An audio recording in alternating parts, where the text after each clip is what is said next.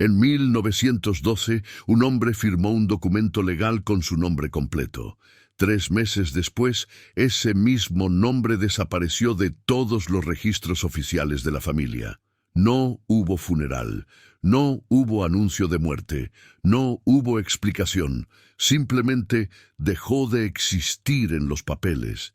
Y lo más inquietante es que nadie, absolutamente nadie, preguntó por él. Esta es la historia de Ernesto Martínez Delgado, el heredero que se convirtió en fantasma. Hola, ¿qué tal? Bienvenidos una vez más a El Secreto de la Familia. Antes de comenzar, quiero aclararte algo importante. Lo que vas a escuchar hoy es un relato narrativo sin confirmación oficial, reconstruido a partir de documentos fragmentados y versiones indirectas. No pretende ser una verdad absoluta, sino una exploración de un misterio que nunca fue resuelto. Dicho esto, te pido que si es la primera vez que llegas a este canal, te suscribas y actives la campanita para no perderte ninguno de nuestros archivos. Y déjame un comentario contándome desde dónde estás viendo este video y qué hora es allá donde te encuentras. Me encanta saber que hay personas escuchando estas historias desde diferentes partes del mundo, a diferentes horas del día y de la noche. También quiero que me cuentes si conoces algún caso similar, alguna persona de tu familia o de tu región que simplemente desapareció de los registros sin explicación. Siempre estoy buscando nuevos misterios que investigar. Ahora sí, acomódate, prepárate y escucha con atención, porque lo que viene a continuación te va a dejar pensando durante días. Esta es la historia de la familia Martínez. Relato documental sin clasificación oficial. Reconstrucción narrativa basada en registros civiles fragmentados, documentos familiares incompletos y versiones indirectas no verificables. Periodo aproximado de los hechos, 1902 a 1925. Región, zona central de México. Localidad no especificada en las fuentes disponibles. Advertencia. El siguiente relato presenta lagunas documentales significativas. Se narra tal como fue reconstruido, sin afirmar hechos que no pueden ser verificados. Capítulo 1. La familia del progreso. La familia Martínez era, a principios del siglo XX, lo que cualquier observador de la época habría llamado una familia respetable. No eran extraordinariamente ricos, no pertenecían a la aristocracia terrateniente que había dominado el país durante el Porfiriato, pero tampoco eran pobres ni marginales. Ocupaban ese espacio intermedio de la sociedad mexicana donde vivían los comerciantes prósperos, los profesionales establecidos y las familias que habían acumulado un patrimonio modesto pero sólido a lo largo de generaciones. El patriarca de la familia era don Teodoro Martínez Aguirre, un hombre nacido en 1852, que había construido su posición a través del comercio de textiles. Su tienda, ubicada en el centro de la ciudad principal de la región, era conocida por la calidad de sus telas y por la honestidad de su propietario. Don Teodoro había llegado a la zona siendo joven, proveniente de algún lugar del Bajío que los documentos no especifican, y había levantado su negocio con trabajo duro y buenas decisiones comerciales. Según los registros de la parroquia local, don Teodoro se casó en 1876 con doña Refugio Delgado Moreno, hija de un pequeño agricultor de la zona. El matrimonio produjo 6 hijos a lo largo de 15 años, 3 varones y 3 mujeres, de los cuales 5 sobrevivieron hasta la edad adulta. El primogénito, nacido en 1877, fue bautizado como Ernesto Teodoro Martínez Delgado, llevando el nombre de un tío materno y el segundo nombre de su padre. Ernesto, como primogénito varón, estaba destinado desde su nacimiento a heredar el negocio familiar y a continuar el legado de su padre. Los documentos de la época muestran que recibió una educación cuidadosa, asistiendo primero a la escuela parroquial y luego a un colegio privado donde se formó en contabilidad y administración comercial. Era, según todas las indicaciones, el heredero perfecto, inteligente, trabajador y comprometido con los valores de su familia. Los registros comerciales de la tienda de don Teodoro muestran que Ernesto comenzó a trabajar en el negocio familiar alrededor de 1895, cuando tenía 18 años. Sus firmas aparecen en documentos de inventario, recibos de mercancía y correspondencia con proveedores. Era evidente que don Teodoro estaba preparando a su hijo para tomar las riendas del negocio cuando llegara el momento. En 1901, Ernesto contrajo matrimonio con Josefina Ramírez Soto, hija de un médico local. El acta de matrimonio, que se conserva en el archivo parroquial, describe la ceremonia como un evento de considerable relevancia social, con la asistencia de numerosas familias prominentes de la región. Los testigos incluían a comerciantes, profesionales y funcionarios municipales, lo que sugiere que los Martínez gozaban de una reputación sólida en la comunidad. Durante los años siguientes, Ernesto y Josefina establecieron su hogar en una casa cercana a la residencia de don Teodoro. Los registros civiles muestran el nacimiento de dos hijos, Teodoro Ernesto en 1903 y María Refugio en 1905.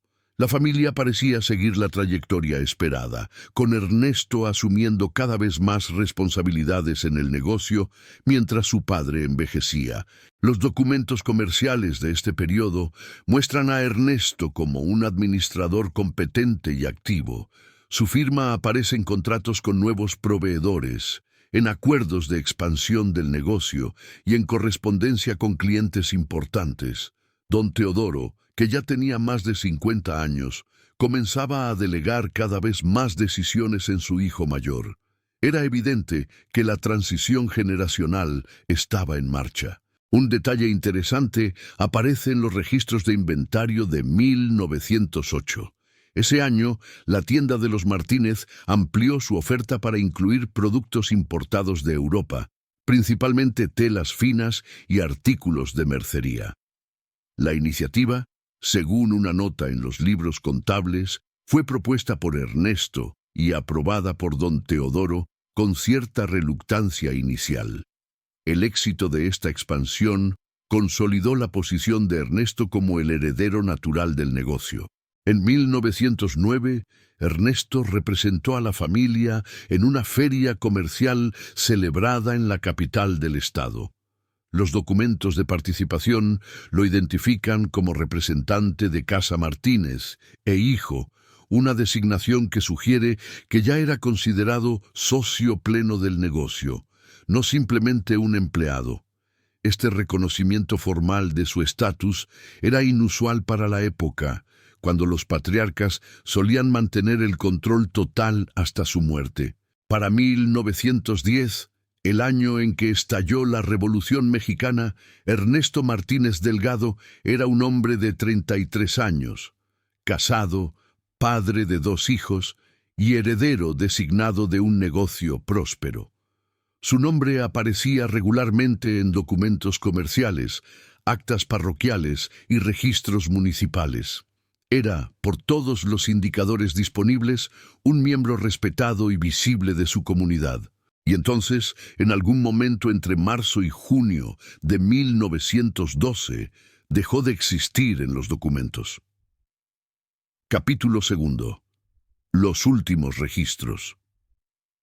Para comprender la magnitud del misterio que rodea a Ernesto Martínez Delgado, es necesario examinar con detalle los últimos documentos en los que su nombre aparece. Estos documentos, conservados en diferentes archivos y reconstruidos parcialmente por investigadores posteriores, muestran a un hombre plenamente activo en su vida familiar, comercial y social, hasta el momento mismo de su desaparición documental. El último registro comercial que lleva la firma de Ernesto está fechado el 14 de marzo de 1912. Se trata de un contrato de compra de telas con un proveedor de la Ciudad de México, un documento rutinario que formaba parte de las operaciones normales del negocio familiar. La firma de Ernesto aparece clara y firme al pie del documento, junto con la de su padre, don Teodoro. No hay nada en este contrato que sugiera que algo inusual estaba por ocurrir. 5 días después, el 19 de marzo, Ernesto firmó como testigo en el bautizo de un sobrino, hijo de su hermana menor. El acta parroquial lo identifica claramente como Ernesto Martínez Delgado, comerciante, casado, residente de la localidad. Su esposa Josefina también aparece mencionada como presente en la ceremonia, aunque ella no firmó como testigo. El 26 de marzo, Ernesto aparece en un registro municipal como contribuyente del impuesto sobre comercio e industria. Este registro, que se elaboraba anualmente, incluye su nombre, dirección y el monto del impuesto pagado. Es un documento burocrático sin mayor significado, pero confirma que hasta esa fecha Ernesto seguía siendo reconocido por las autoridades como un comerciante activo en la comunidad. La última mención documentada de Ernesto Martínez Delgado aparece en una carta comercial fechada el 3 de abril de 1912. La carta, dirigida a un proveedor de hilos de Puebla, solicita una cotización para un pedido de mercancía. Está firmada por Ernesto en representación de la tienda de su padre. El tono es profesional y rutinario, sin ningún indicio de que algo estuviera mal. A partir de esa fecha, el nombre de Ernesto Martínez Delgado desaparece completamente de todos los registros disponibles. No hay más firmas comerciales, no hay más apariciones en actas parroquiales, no hay más menciones en documentos municipales. Es como si el hombre que había firmado esa carta el 3 de abril simplemente hubiera dejado de existir. Lo más desconcertante es la ausencia de cualquier documento que explique esta desaparición. No hay acta de defunción en el archivo civil. No hay registro de funeral en la parroquia, no hay anuncio de enfermedad grave, de viaje prolongado o de cualquier otra circunstancia que pudiera explicar por qué un hombre de 35 años, aparentemente sano y activo, dejara de aparecer en los documentos de un día para otro. Los investigadores que han examinado este caso han buscado sin éxito cualquier tipo de explicación. Revisaron los registros de hospitales de la época sin encontrar ningún paciente con ese nombre. Consultaron los archivos de migración sin hallar ningún registro de salida del país. Examinaron los periódicos locales del periodo sin encontrar ninguna noticia que mencionara a Ernesto Martínez o a su familia. Revisaron los archivos militares, pensando que quizás había sido reclutado por alguna de las facciones revolucionarias, pero tampoco encontraron ninguna mención. El silencio es total y absoluto. Un investigador particularmente dedicado, que trabajó en el caso durante los años 80, llegó a revisar los registros de defunción de ciudades vecinas, pensando que quizás Ernesto había muerto lejos de su hogar. Nada. Revisó los archivos de las cárceles de la época, considerando la posibilidad de que hubiera sido arrestado por algún motivo. Nada. Revisó incluso los registros de manicomios y asilos, pensando en la posibilidad de una enfermedad mental. Nada en absoluto. La ausencia de cualquier rastro de Ernesto después de abril de 1912 es tan completa que resulta difícil creer que sea accidental. Es como si alguien hubiera dedicado un esfuerzo considerable a eliminar cualquier evidencia de su existencia posterior a esa fecha, o como si simplemente hubiera dejado de existir en todos los sentidos posibles de la palabra. Capítulo 3. El silencio de la familia. Si la desaparición de Ernesto de los registros oficiales es desconcertante, el comportamiento de su familia después de esa fecha es aún más inquietante. Los documentos muestran que los Martínez continuaron con sus vidas aparentemente sin alteración, como si nada hubiera ocurrido. No hay cartas que expresen preocupación. No hay gestiones legales que sugieran una búsqueda. No hay ningún indicio de que la ausencia de Ernesto causara la más mínima perturbación en el funcionamiento de la familia. El negocio familiar siguió operando normalmente. Los registros comerciales de abril, mayo y junio de 1912 muestran las mismas transacciones de siempre: compras de mercancía, ventas a clientes, pagos a proveedores. La única diferencia es que ahora todas las firmas corresponden a don Teodoro exclusivamente. El nombre de Ernesto, que había aparecido junto al de su padre durante más de 15 años, simplemente dejó de figurar. Josefina, la esposa de Ernesto, tampoco desaparece de los registros, pero su situación cambia de manera sutil pero significativa. En los documentos anteriores a abril de 1912, era identificada como Josefina Ramírez de Martínez, esposa de Ernesto Martínez. En los documentos posteriores, cuando aparece, es identificada simplemente como Josefina Ramírez, viuda, aunque no existe ninguna acta de defunción que justifique ese estado civil. Este cambio en la designación de Josefina es uno de los indicios más reveladores del caso. Si Ernesto había muerto, ¿por qué no hay acta de defunción? Si no había muerto, ¿por qué su esposa era considerada viuda? La contradicción es evidente, pero nadie en la época parece haberla cuestionado. Los funcionarios que registraban a Josefina como viuda no dejaron ninguna nota explicando en qué basaban esa clasificación. Los hijos de Ernesto, Teodoro y María continuaron viviendo en la casa familiar con su madre y sus abuelos paternos. Los registros escolares de Teodoro, que se conservan parcialmente, muestran que siguió asistiendo a clases sin interrupción. No hay cambio de domicilio, no hay transferencia a otra escuela, no hay ningún indicio de que la vida de los niños se viera alterada por la desaparición de su padre. Un detalle particularmente extraño aparece en el testamento de don Teodoro Martínez Aguirre, redactado en 1915 y ejecutado tras su muerte en 1917. El testamento divide el patrimonio familiar entre los hijos sobrevivientes de don Teodoro, pero Ernesto no es mencionado, no aparece como heredero, no aparece como fallecido, no aparece en absoluto. Es como si don Teodoro solo hubiera tenido 4 hijos en lugar de 5, como si Ernesto nunca hubiera existido. Sin embargo, hay una cláusula en el testamento que ha intrigado a todos los investigadores que la han examinado. Don Teodoro deja una parte específica del patrimonio a sus nietos Teodoro y María, hijos de mi difunto hijo.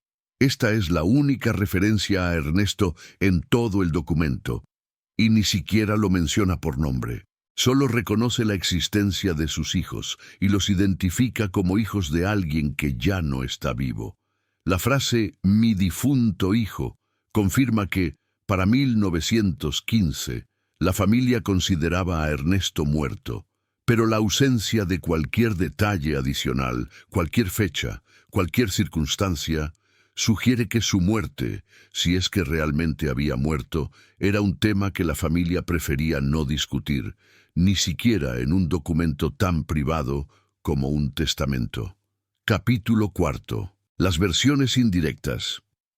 Aunque la familia Martínez mantuvo un silencio absoluto sobre el destino de Ernesto, algunas voces externas dejaron fragmentos de información que permiten reconstruir, al menos parcialmente, lo que la comunidad sabía o creía saber sobre el caso. Estas versiones indirectas, recogidas en cartas personales, diarios y testimonios posteriores, no ofrecen respuestas definitivas, pero sí revelan que la desaparición de Ernesto no pasó completamente desapercibida. La primera versión proviene de una carta escrita por un comerciante de una ciudad vecina, fechada en agosto de 1912.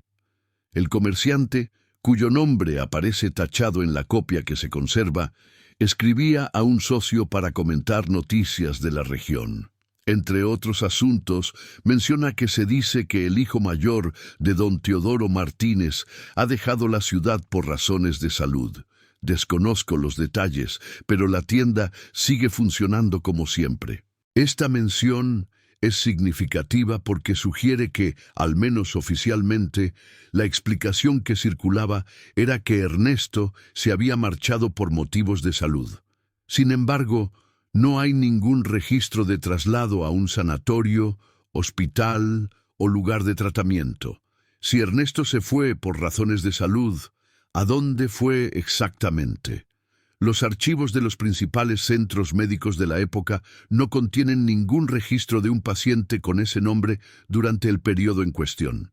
Una segunda versión aparece en el diario personal de una mujer de la localidad, identificada solo por sus iniciales. En una entrada fechada en octubre de 1912, escribe: «Hoy me encontré con doña Refugio en el mercado. Parecía envejecida y triste. Todos sabemos lo de Ernesto, pero nadie habla de ello. Es como si hubieran acordado que nunca existió».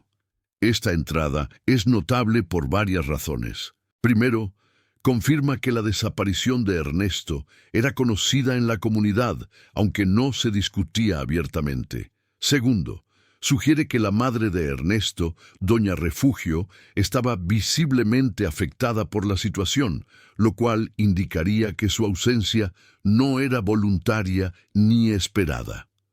Tercero, la frase «como si hubieran acordado que nunca existió» captura perfectamente la atmósfera de silencio deliberado que rodeaba el caso. Otras entradas del mismo diario, de fechas posteriores, confirman que el tema de Ernesto Martínez era una especie de tabú en la comunidad. La autora menciona en una ocasión que su marido le advirtió que no hiciera preguntas sobre los Martínez si quería mantener buenas relaciones con las familias importantes del pueblo. En otra entrada, menciona que un sacerdote nuevo, recién llegado a la parroquia, preguntó por qué ciertos registros parecían incompletos y que fue rápidamente convencido de que no era un tema que debiera investigar. Este silencio comunitario es tan notable como el silencio familiar. En una pequeña comunidad donde todos se conocían, la desaparición de un hombre prominente debería haber generado especulaciones, rumores, investigaciones informales. Sin embargo, parece que la comunidad entera decidió, por razones que nadie documentó, respetar el silencio de los Martínez y no hacer preguntas incómodas. Una tercera versión, recogida décadas después por un historiador local, proviene de un anciano que afirmaba haber sido empleado de la tienda de los Martínez en su juventud. Según este testimonio, grabado en 1963, el joven Ernesto era un buen patrón. Trabajé para él varios años. Un día dejó de venir a la tienda y don Teodoro nos dijo que no hiciéramos preguntas. Nunca supe qué le pasó. Algunos decían que se había ido al norte, otros que estaba enfermo en algún lugar. Pero nadie sabía la verdad. Este testimonio introduce una nueva posibilidad, que Ernesto hubiera emigrado hacia el norte, quizás hacia Estados Unidos. La época era propicia para este tipo de migración, con muchos mexicanos cruzando la frontera en busca de trabajo o huyendo de la violencia revolucionaria. Sin embargo, los registros de inmigración de Estados Unidos del periodo no muestran ninguna entrada de un Ernesto Martínez que coincida con los datos conocidos. Una cuarta versión, la más perturbadora de todas, aparece en una carta anónima que fue encontrada entre los papeles de un abogado local fallecido en 1940. La carta, sin fecha ni firma, dice simplemente: «Lo que hicieron con Ernesto Martínez no debería quedar impune. Dios ve todo, aunque los hombres callen». Esta carta sugiere que la desaparición de Ernesto no fue natural, que algo le fue hecho por alguien, pero la carta no especifica quién, qué ni cuándo. Es una acusación sin sustancia, un señalamiento sin prueba. El abogado que la guardó nunca dejó ninguna nota explicando de dónde la había recibido o qué pensaba hacer con ella. Capítulo 5. Las contradicciones documentales. Más allá de las versiones indirectas, los propios documentos oficiales contienen contradicciones que sugieren un esfuerzo deliberado por oscurecer el destino de Ernesto Martínez Delgado. Estas contradicciones, detectadas por investigadores que examinaron los archivos décadas después, revelan un patrón de inconsistencias que parece demasiado sistemático para ser accidental. La primera contradicción aparece en los registros parroquiales. En el libro de matrimonios de la parroquia local, el acta del matrimonio de Ernesto con Josefina en 1901 está intacta y legible. Sin embargo, en el índice del libro, donde deberían aparecer los nombres de todos los contrayentes en orden alfabético, el nombre de Ernesto Martínez no figura. Es como si alguien hubiera eliminado deliberadamente la referencia del índice mientras dejaba el acta original sin tocar. Una segunda contradicción aparece en los registros de nacimiento. Las actas de nacimiento de los hijos de Ernesto, Teodoro y María están debidamente registradas con todos los datos correspondientes. Ambas actas identifican al padre como Ernesto Martínez Delgado, comerciante. Sin embargo, en el libro de familia que la parroquia mantenía para cada núcleo familiar, los hijos aparecen registrados solo con el nombre de la madre. El espacio donde debería figurar el nombre del padre está en blanco. Una tercera contradicción se encuentra en los registros municipales de contribuyentes. El registro de 1912, mencionado anteriormente, muestra a Ernesto como contribuyente activo hasta marzo de ese año. Pero cuando se examina el registro de 1913, el negocio de don Teodoro aparece con un solo titular desde 1911, como si Ernesto nunca hubiera sido parte de la operación comercial. Alguien modificó retroactivamente los registros para eliminar cualquier rastro de la participación de Ernesto en el negocio. Estas modificaciones no pudieron haber sido hechas sin la cooperación de las autoridades civiles y eclesiásticas. Los libros de registro eran documentos oficiales, custodiados por funcionarios y sacerdotes que tenían la obligación de mantenerlos intactos. El hecho de que múltiples registros fueran alterados sugiere que alguien con considerable influencia local intervino para borrar sistemáticamente el rastro documental de Ernesto Martínez. ¿Quién tenía ese tipo de influencia?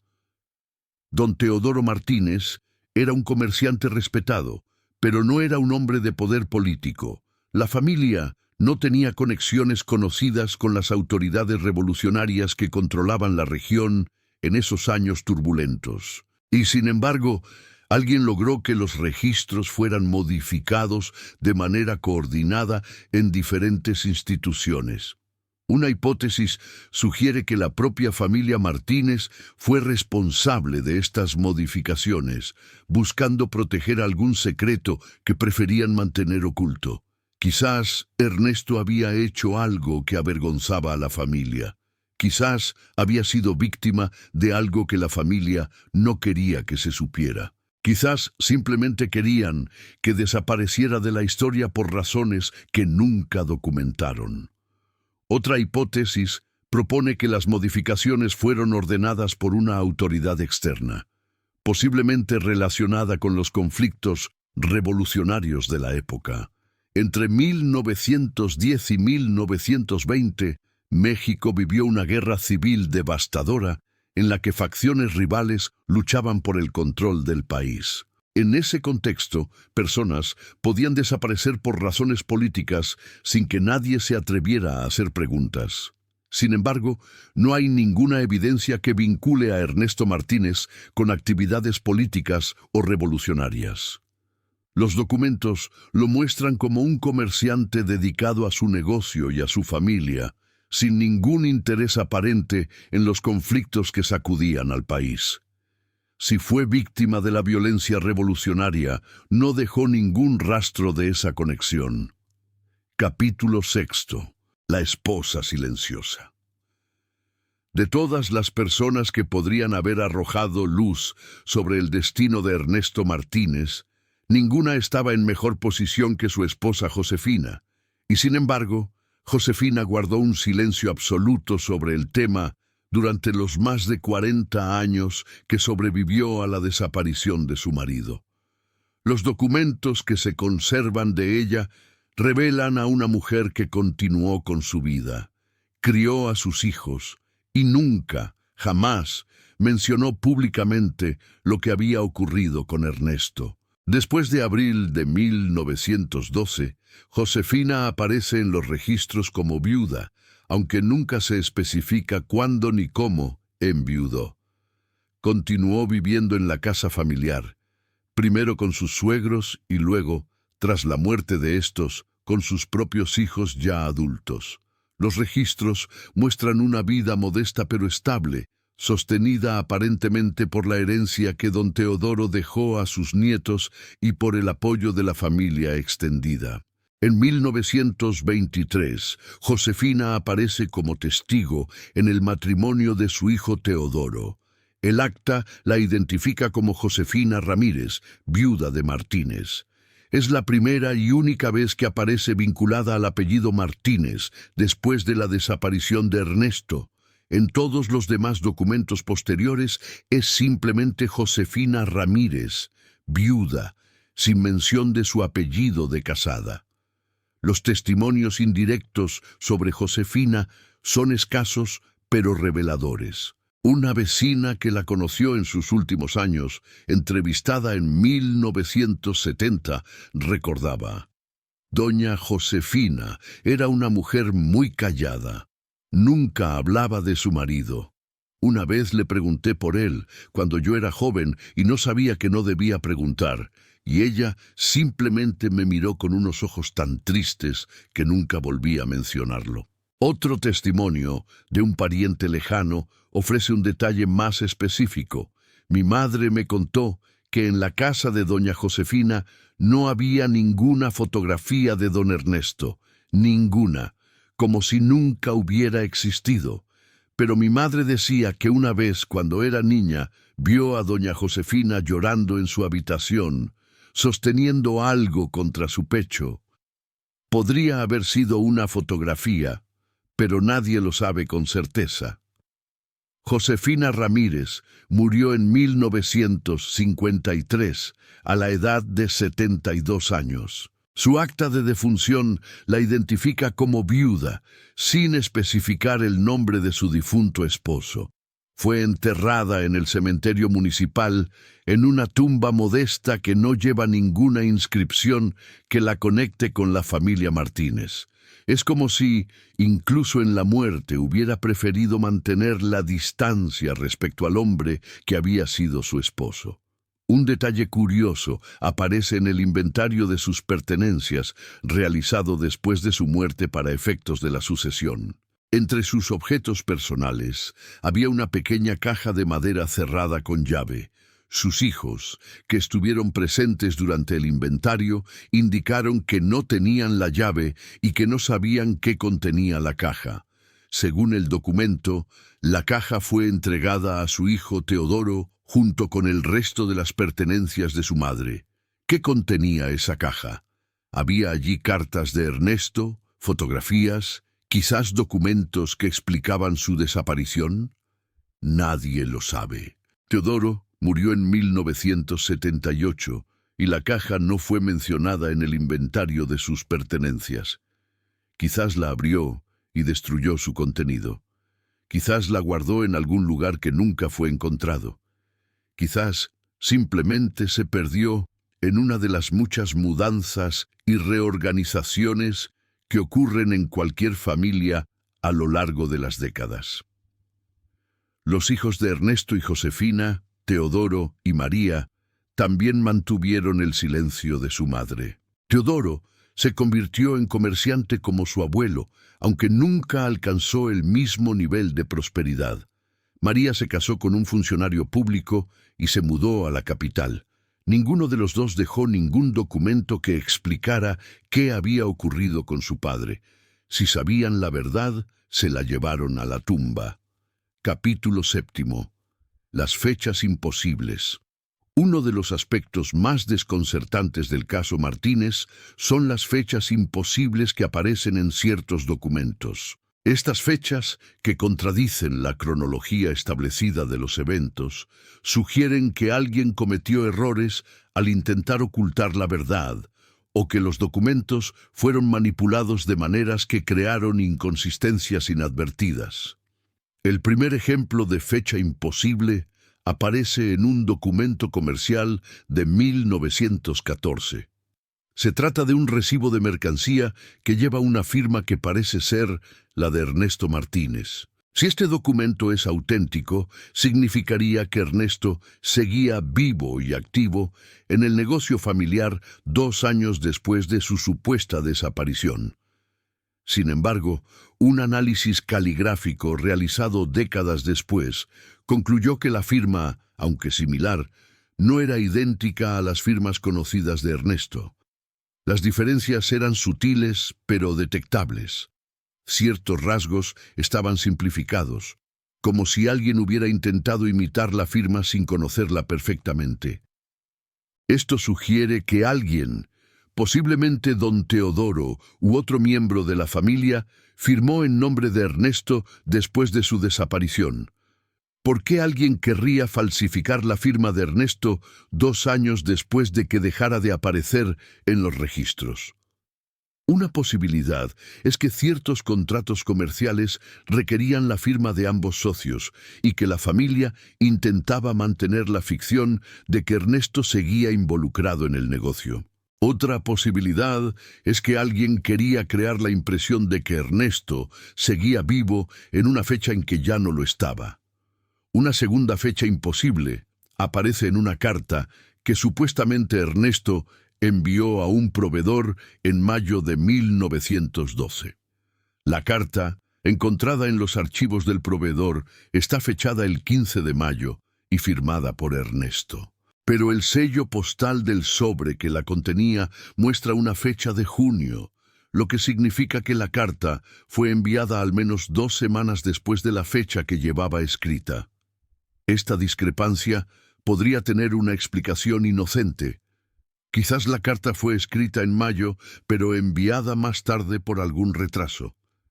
Sin embargo, la combinación de esta anomalía con las otras irregularidades del caso sugiere algo más siniestro. ¿Fue la carta escrita retroactivamente para crear la impresión de que Ernesto seguía vivo en mayo? ¿O fue escrita por otra persona que cometió el error de enviarla demasiado tarde? Una tercera fecha imposible, quizás la más reveladora, aparece en el testamento de don Teodoro de 1915, en una nota al margen, aparentemente añadida después de la redacción principal. Don Teodoro menciona que su hijo Ernesto falleció en 1911. Pero todos los demás documentos muestran que Ernesto estaba vivo y activo hasta al menos marzo de 1912. Si don Teodoro sabía que su hijo había muerto en 1911, ¿por qué los registros lo muestran firmando documentos en 1912? Esta contradicción no tiene explicación satisfactoria.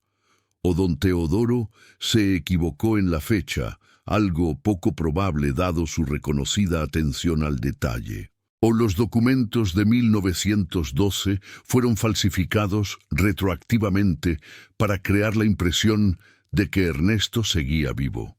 O la nota al margen del testamento fue añadida por alguien más después de la muerte de don Teodoro. Capítulo 8. El documento que falta. En el archivo municipal de la localidad donde vivieron los Martínez, existe un libro de actas de defunción que cubre el periodo de 1910 a 1920. Este libro, encuadernado en cuero y numerado consecutivamente, contiene cientos de actas de defunción de residentes de la zona. Sin embargo, hay una anomalía que los investigadores han notado desde hace décadas. Entre las páginas 146 y 148 hay un espacio vacío. El libro salta del acta número 321, fechada el 23 de abril de 1912, al acta número 323, fechada el 28 de abril del mismo año. El acta número 322 no existe. La página donde debería estar muestra señales de haber sido arrancada, con restos del papel original visibles en el lomo del libro. Nadie sabe qué contenía el acta número 322. Nadie sabe quién arrancó la página ni cuándo lo hizo. Pero la coincidencia de fechas es demasiado notable para ignorarla. Si Ernesto Martínez desapareció de los registros en algún momento de abril de 1912, y si el acta de defunción, número 322, fue emitida precisamente en ese periodo, es tentador concluir que esa acta correspondía a Ernesto. Sin embargo, esta conclusión, aunque lógica, no puede ser probada. No existe ningún índice del libro que liste los nombres de los fallecidos por número de acta. No existe ninguna copia del acta en otros archivos. No existe ningún testigo que recuerde haber visto la página antes de que fuera arrancada. La evidencia de la ausencia es todo lo que queda. El guardián del archivo municipal, entrevistado en 1975, afirmó que la página faltante ya no estaba cuando él asumió el cargo en 1940. Sus predecesores nunca mencionaron la anomalía, y él había asumido que se trataba de un daño antiguo sin mayor importancia. No fue hasta que los investigadores comenzaron a hacer preguntas sobre la familia Martínez que la ausencia de esa página específica cobró significado. Un investigador que examinó el libro en 1982 detectó un detalle adicional. En el margen de la página 146, junto al acta número 321, hay una anotación en tinta diferente que parece ser una fecha: 25 de abril. Esta fecha podría referirse al acta faltante, sugiriendo que la defunción registrada en el acta número 322 ocurrió el 25 de abril de 1912.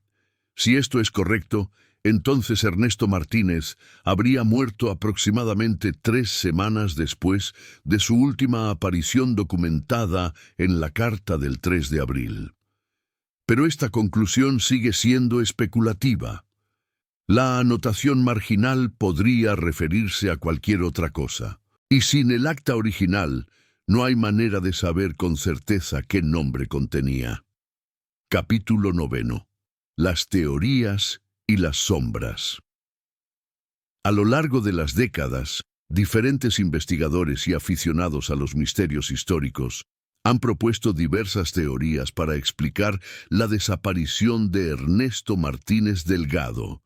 Ninguna de estas teorías puede ser probada con la evidencia disponible, pero cada una ofrece una posible explicación para las anomalías documentales que rodean el caso. La primera teoría, y quizás la más simple, es que Ernesto murió de una enfermedad rápida y vergonzosa que la familia prefirió ocultar. En esa época, ciertas enfermedades como la tuberculosis, la sífilis o los trastornos mentales llevaban un estigma social considerable. Una familia respetable podría haber preferido ocultar la causa de muerte de un miembro querido antes que enfrentar el escándalo de una enfermedad vergonzosa. Esta teoría explicaría el silencio de la familia y la manipulación de los registros. También explicaría la referencia a razones de salud que circulaba en la comunidad. Sin embargo, no explica por qué la familia habría arrancado el acta de defunción del libro municipal, ni por qué habría modificado retroactivamente tantos otros registros. Una muerte por enfermedad, aunque vergonzosa, seguía siendo una muerte natural que no requería tal nivel de ocultamiento. La segunda teoría propone que Ernesto fue víctima de la violencia revolucionaria que azotaba a México en esos años. Entre 1910 y 1920, miles de personas murieron en enfrentamientos entre facciones revolucionarias, y muchas de esas muertes nunca fueron registradas oficialmente. Si Ernesto fue capturado y ejecutado por alguna facción, su familia podría haber preferido callar para protegerse a sí misma. Esta teoría tiene cierta plausibilidad histórica, pero carece de evidencia específica. No hay registros de que Ernesto tuviera conexiones políticas o revolucionarias. No hay menciones de la familia Martínez en los archivos de ninguna facción revolucionaria. Y la zona donde vivían, aunque afectada por la violencia general, no fue escenario de los peores conflictos del periodo. La tercera teoría, más oscura, sugiere que Ernesto fue víctima de un crimen cometido por alguien cercano a él. Quizás un conflicto familiar, quizás una disputa comercial, quizás algo aún más personal. Esta teoría explicaría el silencio absoluto de la familia y la manipulación sistemática de los registros. Si alguien dentro del círculo familiar era responsable de la muerte de Ernesto, todos tendrían razones para mantener el secreto. Pero esta teoría también es puramente especulativa. No hay ninguna evidencia de conflictos familiares previos a la desaparición. Los documentos muestran una familia aparentemente unida y funcional, y si hubo un crimen, fue ocultado con tal perfección que no dejó ningún rastro detectable. Una cuarta teoría, propuesta por un investigador en 1995, sugiere que Ernesto no murió en absoluto, sino que abandonó voluntariamente a su familia para comenzar una nueva vida en otro lugar. Según esta teoría, la familia habría cooperado en ocultar su partida, prefiriendo la ficción de una muerte a la vergüenza de un abandono. Esta teoría explicaría la ausencia de acta de defunción y la referencia a un traslado por razones de salud. Sin embargo, no explica por qué Ernesto habría abandonado a su esposa y sus dos hijos pequeños sin dejar ningún rastro. Tampoco explica la aparente tristeza de su madre y la dedicación de su esposa a mantener su memoria, aunque fuera en silencio. Capítulo 10. El expediente abierto. Más de un siglo después de la desaparición de Ernesto Martínez Delgado de los registros oficiales, su caso permanece sin resolver. Los documentos disponibles ofrecen pistas pero no respuestas. Las teorías proliferan pero ninguna puede ser confirmada, y el silencio de la familia Martínez, mantenido durante generaciones, ha convertido lo que podría haber sido un misterio soluble en un enigma permanente. Los descendientes actuales de la familia Martínez, dispersos por México y Estados Unidos, conservan pocos recuerdos de su antepasado desaparecido. Para ellos, Ernesto es poco más que un nombre en un árbol genealógico incompleto, una rama que se cortó hace tanto tiempo que ya nadie recuerda cómo ni por qué. Cuando se les pregunta sobre él, responden con desconocimiento genuino. Nadie les contó la historia, nadie les explicó el misterio. La casa donde vivieron los Martínez ya no existe. Fue demolida en la década de 1960 para hacer lugar a un edificio comercial. La tienda de Don Teodoro cerró sus puertas en 1930 y tantos, víctima de la competencia y los cambios económicos. La iglesia donde Ernesto fue bautizado se casó y bautizó a sus hijos sigue en pie, pero sus archivos fueron dañados por una inundación en 1980, y muchos documentos se perdieron para siempre. Lo que queda son fragmentos.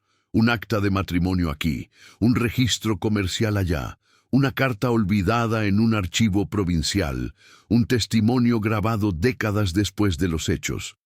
Estos fragmentos permiten reconstruir el contorno de una vida que existió y luego dejó de existir, pero no revelan la verdad central del caso. ¿Qué le pasó a Ernesto Martínez Delgado? ¿Por qué su familia decidió borrarlo de la historia? ¿Qué secreto era tan grande que requería tal nivel de ocultamiento? Estas preguntas probablemente nunca tendrán respuesta. Los que sabían la verdad han muerto. Los documentos que podrían haberla revelado han sido destruidos o escondidos. Y el silencio que comenzó en abril de 1912 continúa hasta el día de hoy, más de 100 años después. Epílogo. El nombre que se perdió. En el cementerio municipal de la localidad donde vivieron los Martínez, hay una sección antigua donde están enterrados los muertos de principios del siglo XX. Las tumbas son modestas, muchas de ellas sin nombre, marcadas solo por cruces de hierro oxidado o lápidas de piedra erosionadas por el tiempo.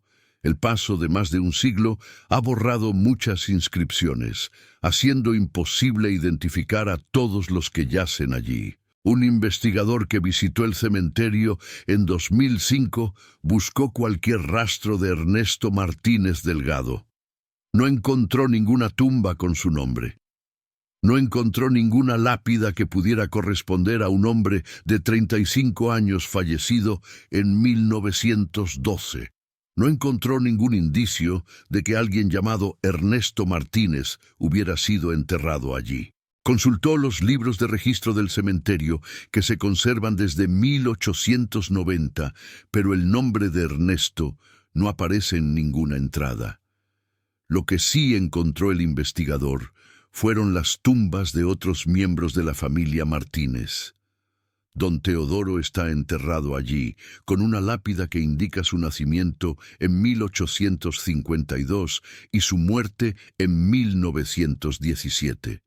Doña Refugio está a su lado, fallecida en 1922. Otros hermanos de Ernesto también tienen tumbas identificables, pero del primogénito, del heredero que debía continuar el legado familiar, no hay ningún rastro. Pero encontró algo curioso. En una esquina del cementerio, apartada de las demás tumbas, hay una losa de piedra sin inscripción.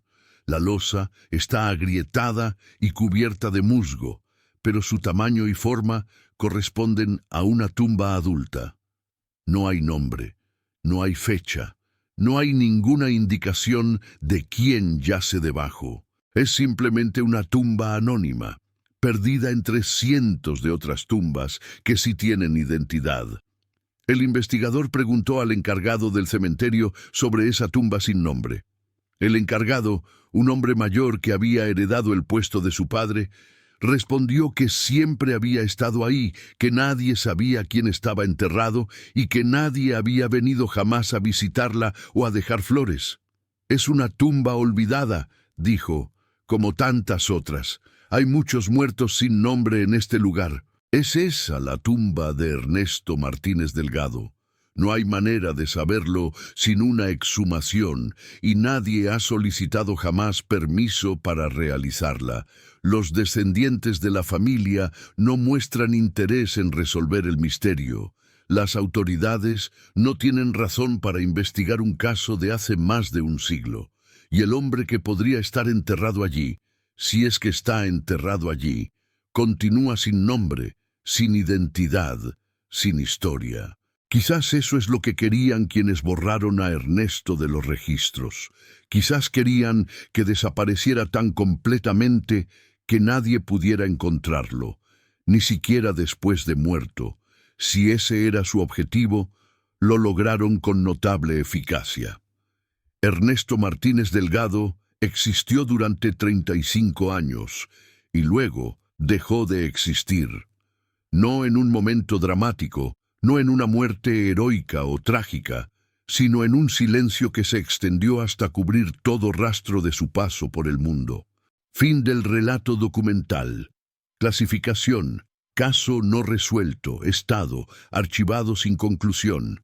Nota del narrador: la desaparición de Ernesto Martínez Delgado de los registros oficiales nunca fue explicada. No se ha identificado causa de muerte, destino de traslado, ni razón para la eliminación sistemática de su nombre de los documentos familiares y públicos. El relato permanece abierto indefinidamente. Y así termina el caso de Ernesto Martínez Delgado. Un hombre que existió y luego dejó de existir. Un nombre que fue borrado tan sistemáticamente que casi lo lograron hacer desaparecer por completo. Un misterio que comenzó hace más de 100 años y que probablemente nunca será resuelto. Quiero agradecerte por haber llegado hasta el final de este relato. Sé que fue largo, sé que fue diferente a los casos anteriores, pero espero que te haya dejado pensando. Porque a veces los misterios más inquietantes no son los que involucran crímenes espectaculares o desapariciones dramáticas, sino los que simplemente no pueden ser explicados con los documentos disponibles. Déjame un comentario con tu opinión. ¿Qué crees que le pasó a Ernesto Martínez? ¿Por qué crees que su familia decidió borrarlo de la historia? ¿Conoces casos similares de personas que simplemente desaparecieron de los registros sin explicación? Me encantaría saber qué piensas. Si te gustó este video, dale like, suscríbete si aún no lo has hecho, y activa la campanita para no perderte el próximo caso. Porque hay muchos más relatos esperando ser contados, muchas más familias con secretos que descubrir. Nos vemos en el próximo video de El Secreto de la Familia. Hasta entonces, cuídate. Y recuerda, a veces las personas no desaparecen del mundo. A veces solo desaparecen de los papeles. Y eso, de alguna manera, es aún más inquietante. Postdata. El lector atento habrá notado que este relato plantea más preguntas de las que responde. Esa es precisamente la naturaleza del caso Martínez. Un misterio que se alimenta de ausencias, de silencios, de documentos que faltan y de testimonios que callan. Ernesto Martínez Delgado existió, de eso no hay duda. Los registros de su nacimiento, su bautizo, su educación, su matrimonio y sus hijos lo confirman. Fue un hombre real, con una vida real, en un lugar y un tiempo específicos. Y luego dejó de existir en los papeles, no gradualmente, no de manera explicable, sino de un día para otro, como si alguien hubiera decidido borrarlo de la historia. Los que podrían haber explicado lo que ocurrió, guardaron silencio. Los documentos que podrían haber revelado la verdad fueron modificados, eliminados, o simplemente nunca existieron. Y el resultado es este vacío documental, esta ausencia que habla más fuerte que cualquier presencia. ¿Importa, a estas alturas, saber qué le pasó realmente a Ernesto Martínez? Han pasado más de 100 años. Todos los que lo conocieron están muertos. Sus hijos están muertos. Incluso sus nietos, si todavía viven, son ancianos que probablemente nunca conocieron la verdad. El secreto, sea cual sea, se ha convertido en parte de la historia familiar, una herencia de silencio transmitida de generación en generación. Quizás la pregunta más importante no es qué le pasó a Ernesto, sino por qué su familia decidió que era mejor que el mundo no lo supiera. Esa decisión, tomada hace más de un siglo por personas cuyas motivaciones nunca sabremos, sigue teniendo consecuencias hasta hoy. Cada vez que alguien busca a Ernesto Martínez Delgado en los archivos y no lo encuentra, esa decisión se renueva.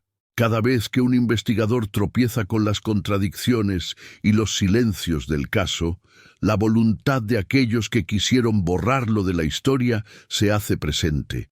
Y quizás eso es lo más inquietante de todo, que lo lograron, que un hombre que vivió 35 años, que tuvo una familia, que construyó una carrera, que dejó su huella en decenas de documentos, pudo ser borrado tan efectivamente que hoy no sabemos ni siquiera cómo murió, o si murió, o cuándo, o dónde. Ernesto Martínez Delgado se convirtió en un fantasma documental. Y los fantasmas, como todos sabemos, nunca descansan del todo.